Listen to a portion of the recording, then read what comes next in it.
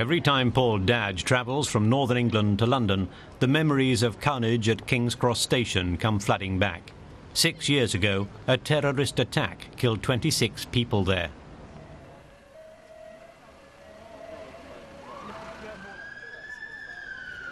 The 7/7 suicide bombings claimed a total of 56 lives, and Paul was among the first helpers on the scene. When he used a mask to protect a young woman whose face was badly burned, his own picture made it into all the papers. He recalls being bombarded with calls from tabloid journalists. Getting information on Davinia Tool, getting pictures of Davinia Tool, because this was somebody who wasn't pictured, was behind a mask, and there was an enormous amount of media attention in terms of getting hold of Davinia Tool and getting hold of a picture of her. The police have since told Paul that journalists hacked into his phone in the hope of finding out more personal information about the victim.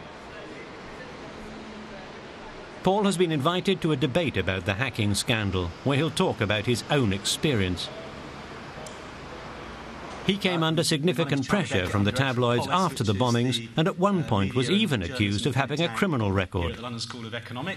When I categorically told them that the story didn't exist, I was told that, well, you know, and pretty much in threatening terms, that if I didn't have this conversation and didn't tell them what my criminal record was, they would go to their police informants and get the information. Britain is shocked by the revelations, which, among other things, highlight a tradition of journalists bribing police.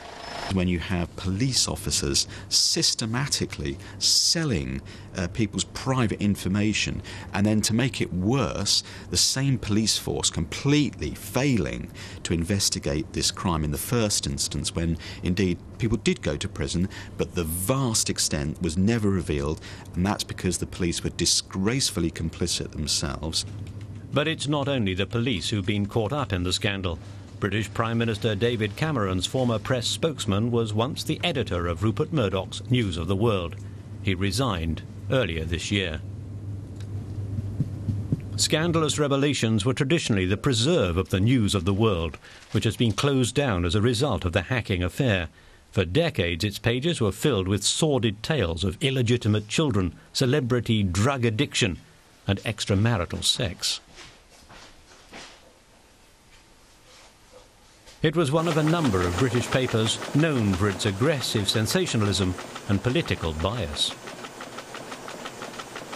They've always managed to resist any kind of strict regulation, but more importantly perhaps, they've always had a culture themselves that they were there to be political, they were there to be aggressive, and that the price you pay for that kind of rudeness and criticalness is that you also have a very free, aggressive media that is very good at breaking scandals. Richard Peppiatt spent 5 years digging up and dishing the dirt for various tabloid newspapers. On one occasion, he was told to find out more about the death of a well-known musician.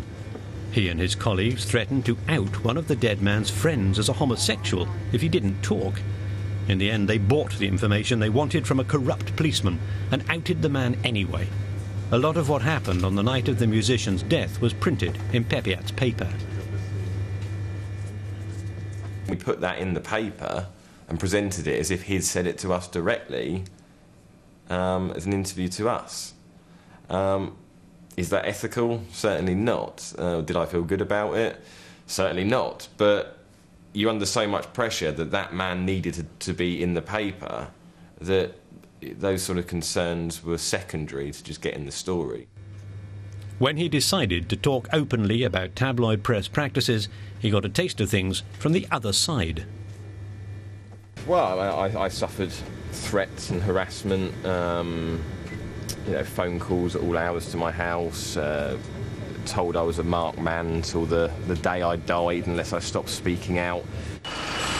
But former tabloid journalists like Peppiatt and those who've had a taste of their methods aren't going to be told what they can and can't say.